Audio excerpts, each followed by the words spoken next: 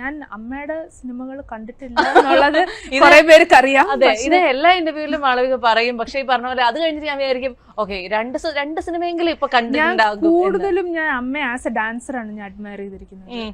അമ്മയുടെ മിക്കവാറും എല്ലാ ഡാൻസ് പ്രോഗ്രാംസിന്റെയും ബാക്ക് സ്റ്റേജിൽ ഞാൻ ഉണ്ടാവാറുണ്ട്. സോ അമ്മ ആസ് എ ആക്ട്രസിന് എനിക്കിങ്ങനെ കാണാൻ പറ്റിയിട്ടില്ല. പക്ഷെ കാണാൻ പറ്റിയിട്ടില്ല as in it was way before I was born. പിന്നെ ഞാൻ അങ്ങനെ സിനിമകൾ എനിക്ക് ചെറുപ്പം മുതലേ അമ്മയുടെ സിനിമകൾ കണ്ട് ഞാൻ എന്തോ കരയോ അങ്ങനെ എന്തോ ഉണ്ടായിരുന്നു എനിക്ക്. പ്രശ്നമുണ്ടോ? ചെറുപ്പത്തില് കുഞ്ഞിലെ 2-3 വയസ്സുള്ളപ്പോ. പിന്നെ അത് അങ്ങനെ ക്യാരി ഓൺ ആയി. പിന്നെ അമ്മയുടെ പടങ്ങൾ അങ്ങനെ കാണാൻ ഇരുന്നിട്ടില്ല. പിന്നെ അപ്പടെ ഒരുപാട് സിനിമകൾ കണ്ടിട്ടുണ്ട്. പിന്നെ ഇപ്പൊ കണ്ണന്റെ ആണ്. അപ്പടെ ഏറ്റവും ഫേവറേറ്റ് മൂവി ഏതാ? അപ്പാടെ ഒരുപാടുണ്ട്. അങ്ങനെ അപ്പാടെ കമേഴ്ഷ്യൽ മൂവീസ് തന്നെ എടുക്കുകയാണെങ്കിൽ ഒരുപാടുണ്ട്. അതല്ലാണ്ട് ഉള്ള വെരി തിയേറ്ററിക്കൽ പെർഫോമൻസസ് എന്ന് പറയുന്ന നടൻ എന്നുള്ള മൂവി ഭയങ്കര ഇഷ്ടമാണ്. അമ്മ മോള് ഒരേ പോലെ കേട്ടോ, രണ്ടുപേർക്കും ഒരേ ഇഷ്ടമാണ്. എസ്തെറ്റിക്സ് ഞങ്ങളുടെ സെയിം ആണല്ലേ? ഇന്ന് ഇവർ രണ്ടുപേരും ഇട്ടോണ്ട് വന്നേക്കുന്ന കമ്മല് പോലും ഒരു ബോക്സിൽ നിന്ന് എടുത്താണ്.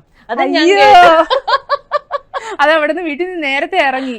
അപ്പൊ എന്തായാലും അവിടെ ഈ ബോക്സ് ഇരിപ്പുണ്ടായിരുന്നു. എന്നാ പിന്നെ അല്ല ആണ്.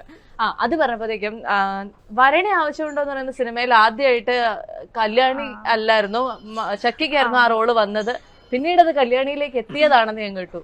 അത് ചെയ്യാനുള്ള ധൈര്യം ഇല്ലാഞ്ഞിട്ടാണോ എന്താ? ആക്ച്വലി ഞാൻ അത് വന്നത് 2019 ടൈമിലായിരുന്നു. അപ്പൊ ഞാൻ മുംബൈയിൽ ഒരു ഇന്റേൺഷിപ്പ് ചെയ്തോണ്ടിരിക്കുകയായിരുന്നു.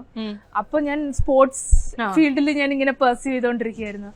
അപ്പോ അനൂപേട്ടനാണ് ഇങ്ങനെ ചോദിച്ചത്. അനൂപേട്ടൻ അപ്പം മുംബൈയിൽ തന്നെ ഉണ്ടായിരുന്നു. ഞങ്ങളൊരു കഫേയിൽ മീറ്റ് ചെയ്തു, ഇങ്ങനെ സ്റ്റോറിയൊക്കെ പറഞ്ഞു. അപ്പൊ ഞാൻ ഇങ്ങനെ പെട്ടെന്ന് ഇത് പെട്ടെന്നായിരുന്നു ഞാൻ വന്നത്, ചക്കി ഒരു സിനിമ ചെയ്യുന്നോ, ഇങ്ങനെ ഇതാണ് സബ്ജക്ട്, ദുൽഖറാണ് പ്രൊഡ്യൂസ് ചെയ്യുന്നത് and he'll be your co actor, പിന്നെ ശോഭന ആന്റി ഉണ്ട് എന്ന് പറഞ്ഞു. Very flattering. അപ്പൊ പക്ഷെ ഇത് പെട്ടെന്നായോണ്ട് അയ്യോ ചേട്ടാ എനിക്ക് ഇങ്ങനെ പെട്ടെന്ന് പറഞ്ഞു കഴിഞ്ഞാൽ ഞാൻ മെന്റലി പ്രിപ്പയർഡ് അല്ല. ഞാൻ അങ്ങനെ ഐ ഹാവന്റ് ഇവൻ ഗിവൺ ഇറ്റ് എ തോട്ട്. അപ്പൊ അതുകൊണ്ട് ആ ഒരു ടൈമില് വേണ്ട അടുത്ത ഫിലിം ആക്കാൻ ചേട്ടാന്ന് അങ്ങനെ പറഞ്ഞു.